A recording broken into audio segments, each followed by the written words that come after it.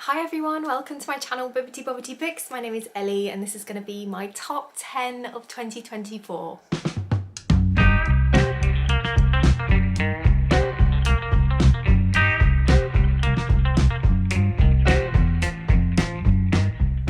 So this is a video that I always look forward to filming every year. It's what I love watching other people do as well. It's basically just an excuse to gush about a load of books that I really enjoyed. So I'm so excited. I honestly didn't have the best reading year in 2024, but that actually made my job of compiling this list easier because it was pretty obvious what the standouts were. And yeah, this is just a list of the books that I happened to read in 2024. They're not necessarily books that were published in 2024, but yeah, they are my favourites and I've roughly ordered them from least good to most good. But I mean, to be honest, there's not that much in it, but roughly speaking, it goes from worst to best.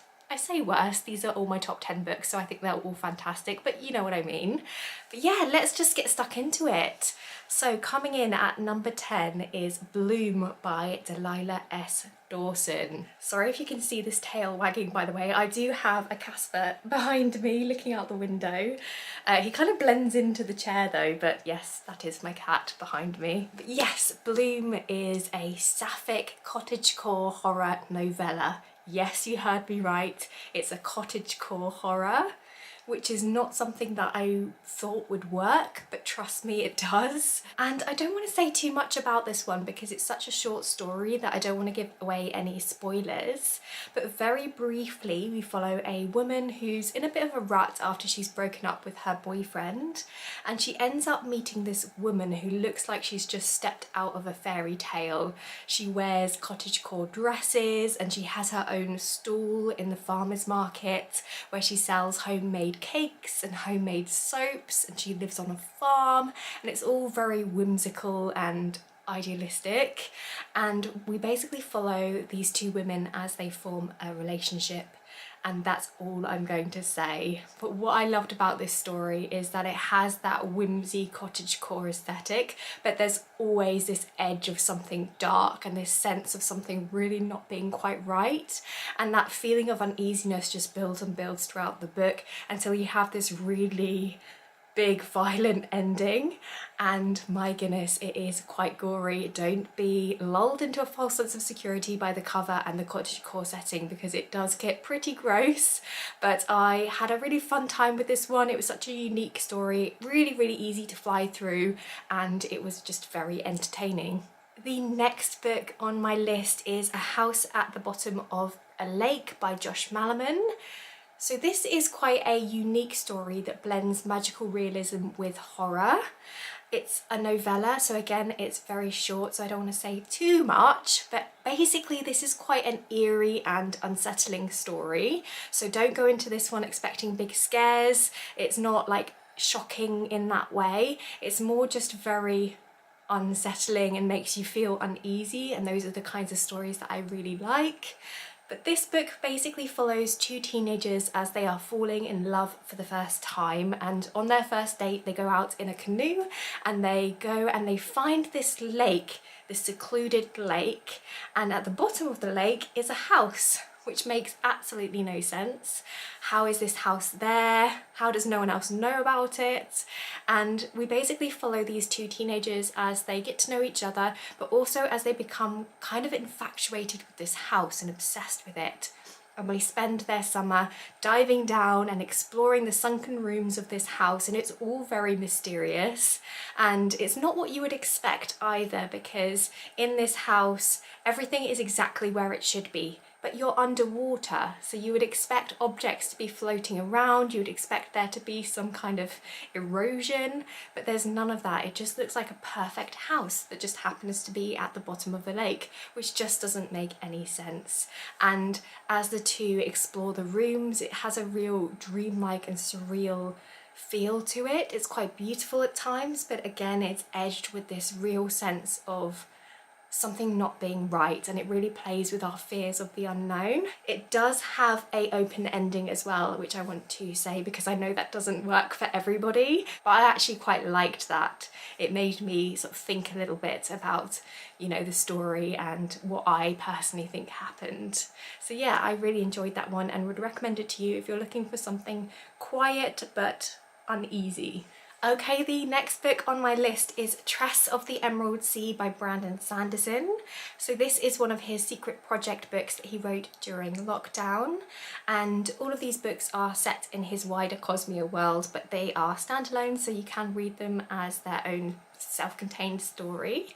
And I was really intrigued by this one because it has a very different aesthetic and style to a lot of Brandon Sanderson's other books, because this one is more like a fairy tale and a sort of whimsical story. Apparently he wrote this one for his wife and was very heavily inspired by the film The Princess Bride, and I can definitely see that because this book has the same kind of campy, silly humour. It doesn't take itself too seriously, and it's all narrated by a character called Hoyd, who is a character who pops up a lot in the Cosmere books, and he will break the fourth wall and talk to you directly as a reader. And I don't know, I feel like that might work for you or it might not.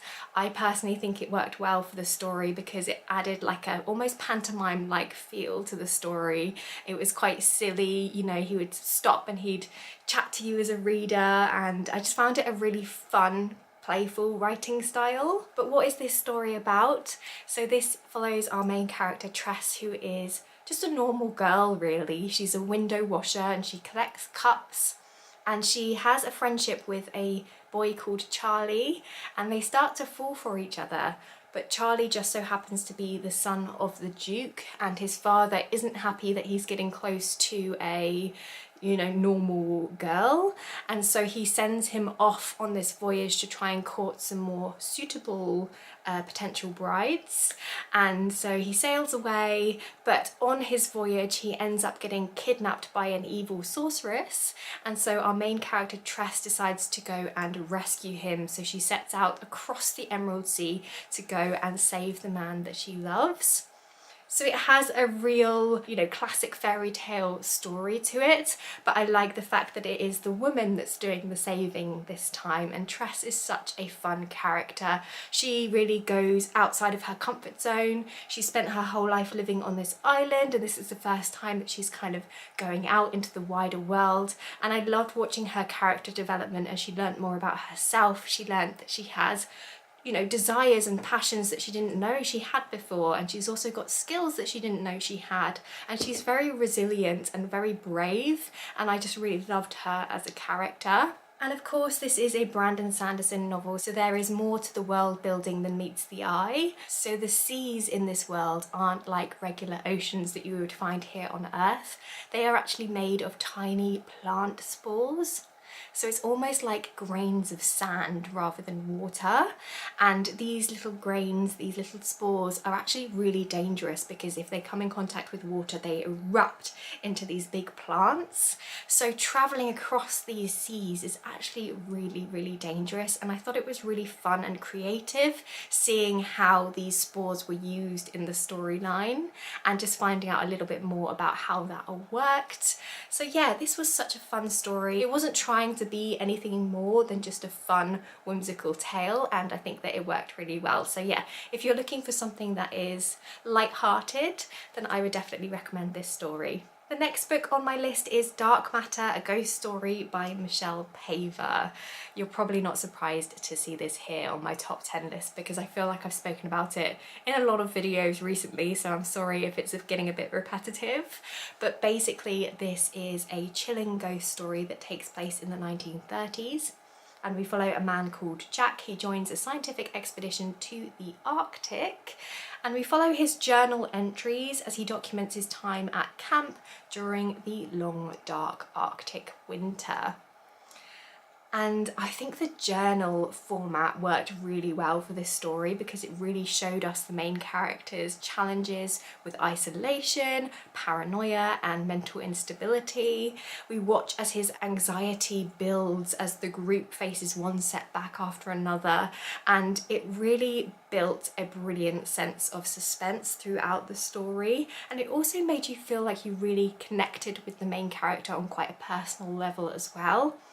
I actually listened to this one on audio and it was fantastically narrated by Jeremy Northam, so I definitely recommend consuming the story in that way, because again you really connected with the character because Jeremy Northam really performs him and gives him a lot of personality in the way that he delivers the lines. So I really loved the audiobook, and I just feel like it's such a fantastic atmospheric wintry story that again is quite unsettling. It's not overtly scary, there are some really scary moments, but it's more just tense and a build of suspense, and I really loved it. Next up we have A Natural History of Dragons by Marie Brennan.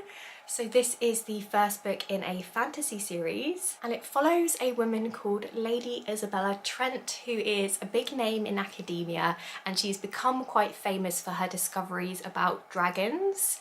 And these books are written in a memoir style, so it's basically Lady Isabella reflecting back on her life and telling us about her discoveries and how she got to where she is now.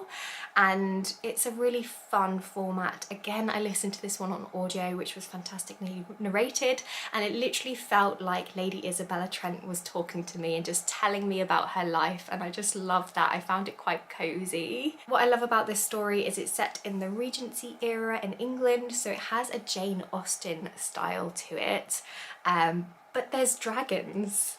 And dragons are pretty commonplace in this world. They're not like some mythical creatures that you never see. They are real and they affect people's lives. They steal livestock and they wreak havoc, but no one actually knows too much about dragons themselves, at least not in the start of these stories.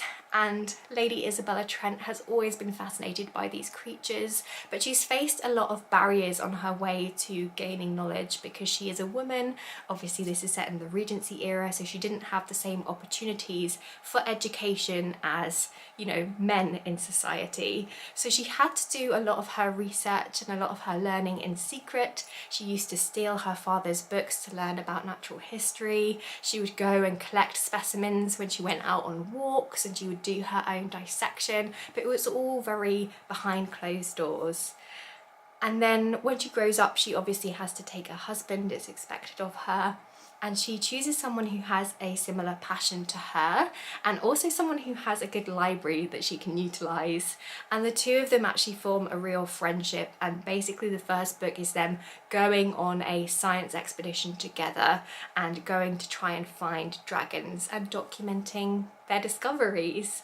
And yeah, it's quite slow in that you're basically just following our main character as she is traveling, as she is finding out about these creatures.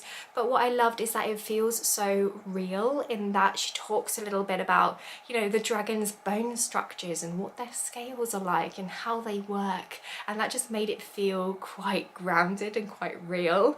And I just had a really fun time with this one, so I would recommend this to you if you think any of that sounds interesting. Okay, the next book is Wilding Hall by Elizabeth Hand. This is a horror novella about a folk band in the 70s, and it's told in interview format. So the members of the band are being interviewed about the summer that they spent at Wilding Hall, which is this English manor house out in the countryside. And the band went there to write their second album, to get away from it all and to, you know, spend their time jamming, playing music, writing new songs, and also taking a lot of drugs and drinking alcohol. So there's definitely an element of unreliable narrator in here. And fairly early on you find out that one of the band members actually went missing at the end of this summer. So the whole time you're trying to piece together what happened from various different people's accounts, and you're never quite sure whose account to trust, and you're always trying to figure out what's going on. And what I loved about this is there was so much beauty in the stories. You know, a lot of these band members had a really fun time at Wilding House, but it's always edged with this hint of tragedy because you know that something bad is going to happen at the end. So yeah, it again is a story that kind of builds tension and suspense throughout the narrative. But what I thought was outstanding about this book is the characters themselves, because they felt so real in the way that they speak. You know, that's not something that's easy to do, to make characters feel like real people, and they really did. It was actually a story that made me want to go away after reading the book and Google the band, because it just read like a real band and I wanted to find out more about these people and what happened to them after this summer.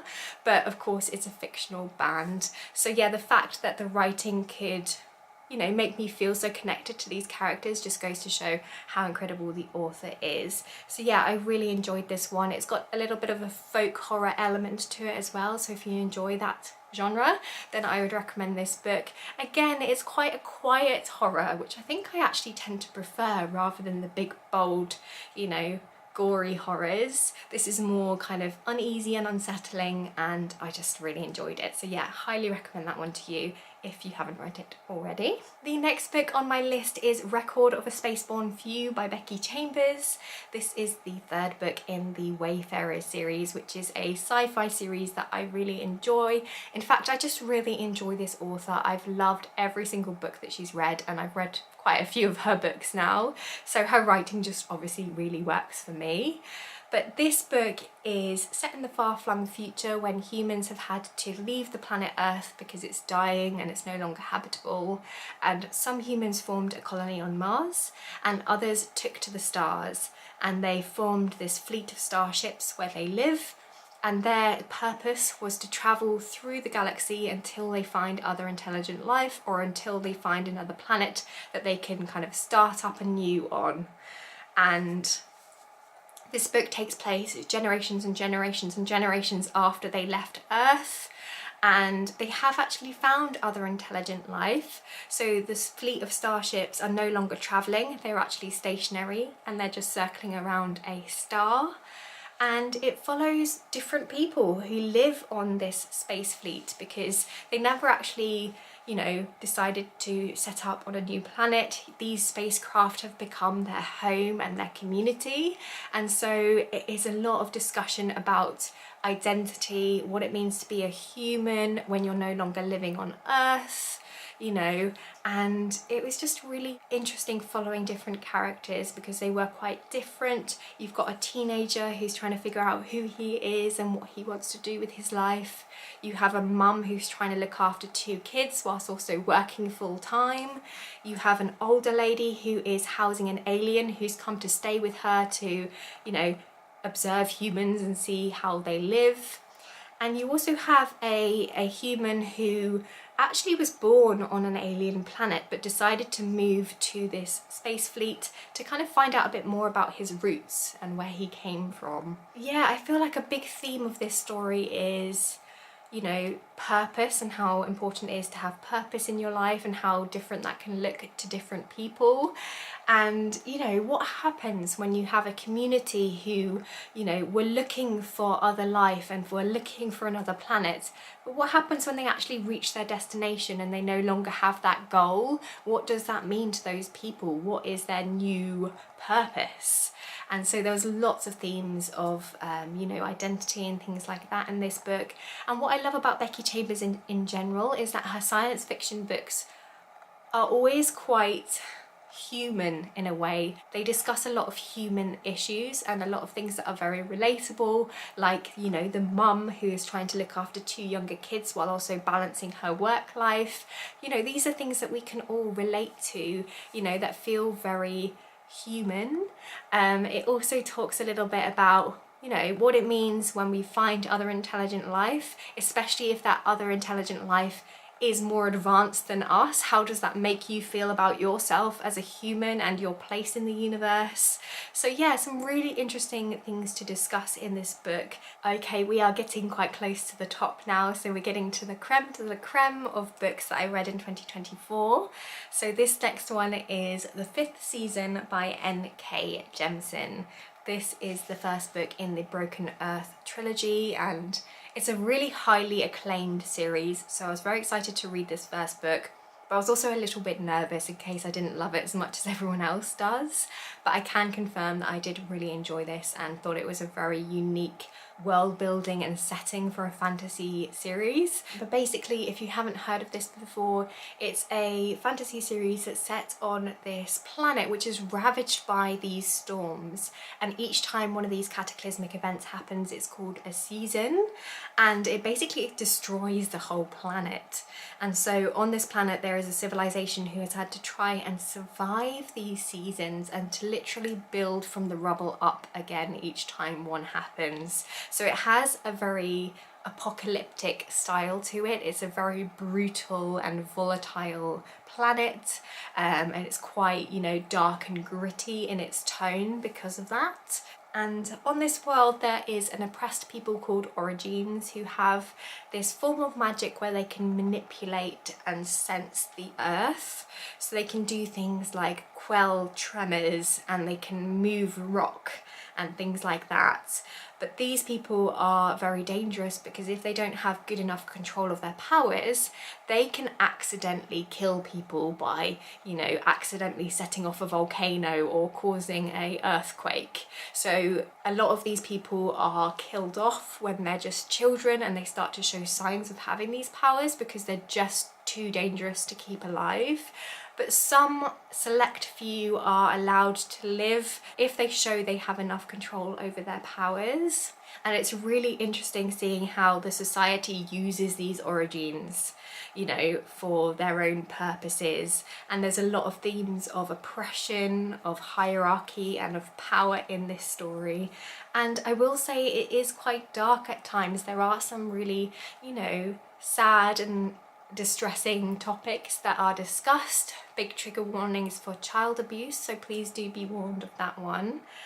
But I think the thing that most people like to talk about with this series is the perspectives, because there's a very interesting narrative choice. So in this first book we follow 3 perspectives, but one of those perspectives is actually written in second person. So it's written like, you did this, oh, and you did that, which is a writing style that doesn't feel natural to read. You don't see it very often, and it did take me a while to get into it. But what I will say is there is a very specific reason for using that writing style, and the payoff is fantastic by the end of the book. So yeah, a really, really unique way to tell a story, and I really enjoyed it.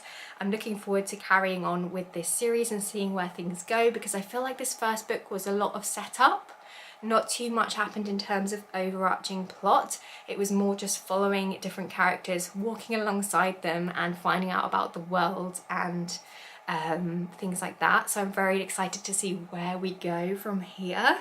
But yeah, this was such a unique story, and I can definitely see why it got so much attention and why it won awards, because it's so different to any fantasy story that I've read before. Okay, we are down to the top 2. So coming in second place on this list is Assassin's Quest by Robin Hobb. This is the finale to the Farseer trilogy, which is the first trilogy in the Realm of the Elderlings series, which is a expansive adult fantasy series written by Robin Hobb, and I really enjoyed this first series as a whole. It's a medieval style fantasy, and it follows our main character of Fitz, who we meet as just a child in the first book.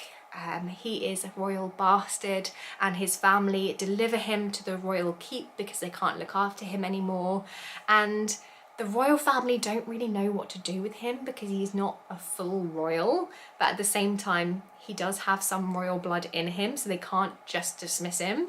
So they decide to give him to the stable hand, who basically raises him and acts as his father figure. And we watch Fitz as he grows from a young boy into a young man. And as he gets older, the king decides that actually he would be a really good candidate for an assassin, because he has a really unique position as a royal bastard, because he can kind of go anywhere a little bit unseen. So he has access to royal parties and, you know, royal events and things like that, and can mix with the noble classes without anyone really paying too much attention to him. But he can also mix with the lower classes as well, because he is just a bastard. So he kind of can travel anywhere, and he goes a little bit under the radar. So the king decides to utilize that and trains him up as an assassin, and we basically follow Fitz as he becomes embroiled in all of this political machination. There's a war going on, there are these ships that are coming and attacking the coastlines, and the story builds from there, really. I was a little bit nervous to go into this third and final book because I have heard quite a lot of mixed opinions on this finale, but I actually took a break between reading the first two books and the third book, and I think that made me just really appreciative of being back in this world. Opening these books just feels like coming home to me. It feels so comforting, and I've become so attached to the main character and to this setting and to this world that it was just a joy to be back with them. Yes, it is incredibly slow paced, this third book, and there is a lot of travelling. We basically spend a lot of time with Fitz as he's going from A to B, and we're just sitting with him on the road. So I can see why some people might find that a little bit boring potentially, but I think that the character development in this third book was outstanding. The opening to this third book was incredible. Watching our character as he recovers from some of the events of the first two books was just so well done, in my opinion, and we found out so much about the magic and the sort of political situation in this book. And yeah, there's a lot going on and a lot to discuss, so I could go on and on, but basically I really enjoyed it. This book also has some really interesting magic. It's got the wit and the skill. The skill is like a mind magic, and the wit is a magic that helps you bond with animals, and the two are so unique and so fascinating to find out about. And one thing that I really enjoy about this series is discovering more about these different types of magic and how they work, because it's kind of fed to you in a really organic way, and you find out just through reading the first three books how they all work, because our main character Fitz doesn't know how they work himself, so you're kind of, you know, along with him on the ride as he's finding out more about the magic and the world. I'm waffling on a bit now, I'm getting overexcited, I'm sorry, but basically I love this series and I'm so excited to continue reading more from the realm of the Elderlings. Okay, and my number one book for 2024 is Hyperion by Dan Simmons. I read this book right at the beginning of 2024, and I just knew that it was going to make it on this list because I loved it. It's so unique. This is a classic science fiction book. It's the first in a series, and I haven't read anything like it. It really blew me away. This is quite heavy on the subject matter, so I do want to highlight that up front because there are some scenes that are quite disturbing and quite upsetting to read about, so please do check out triggers. I do also want to say that Dan Simmons doesn't spoon feed you the world building. He just plops you right in and you have to kind of figure things out for yourself, and there is quite a lot of terminology that you need to get your head around as well to understand the story properly. But as long as you can get through that, then I think you'll have a really fun time with this story because it's so unique and so character focused. So this book follows 7 pilgrims as they are on their way to a planet called Hyperion to discover the secrets of the time tombs which are located there. And this all happens on the eve of war. There's basically a big galactic war that's brewing, and these pilgrims are rushing to the planet of Hyperion to discover the secrets of the time tombs before war breaks out. And in terms of the overarching plot, not much happens. The story is basically each of these pilgrims telling each other why they are going on this voyage to Hyperion. So basically, whilst they're travelling to the planet, they are taking time to tell their story to each other. And so this book is structured like little mini stories, with each section being told from a different perspective. And it was so interesting because there were so many different styles of writing within this story, because each, you know, perspective is so different because these characters are so different. For example, you have a poet, so his chapter was very sort of flowery and artistic in the way that it was written to reflect his character. You then have a soldier, and his section was written like a military science fiction fantasy. You have a detective, and their section was written like a noir. So there were all these different flavours and all of these different writing styles within one book, which was just so interesting. And I can't believe that Dan Simmons was able to pull that off so well. But it made for a really unique reading experience, and you also really feel like you connect with these characters and get to understand them, you know, on an intimate level, and understand their reasons for going on this pilgrimage. And each story is so different. All of their reasons for traveling to Hyperion are so different, but they're all so compelling. So yeah, I really enjoyed this story. I thought it was so unique. Dan Simmons also has a beautiful writing style as well. There's some gorgeous descriptions in there, some really creative ideas, and I just loved it. So there we go, those were my top 10 books of 2024. I hope you enjoyed this video. Please let me know if you've read any of these books and what your opinions were. Do you agree with me? Do you disagree with me? Either way, I'd love to hear from you. Please let me know what your favourite book of 2024 was, because I'd love to hear from you in the comment section down below. And as always, don't forget to like this video if you did like it, subscribe if you want to see some more from me, and I guess I'll see you next time with another video. Bye!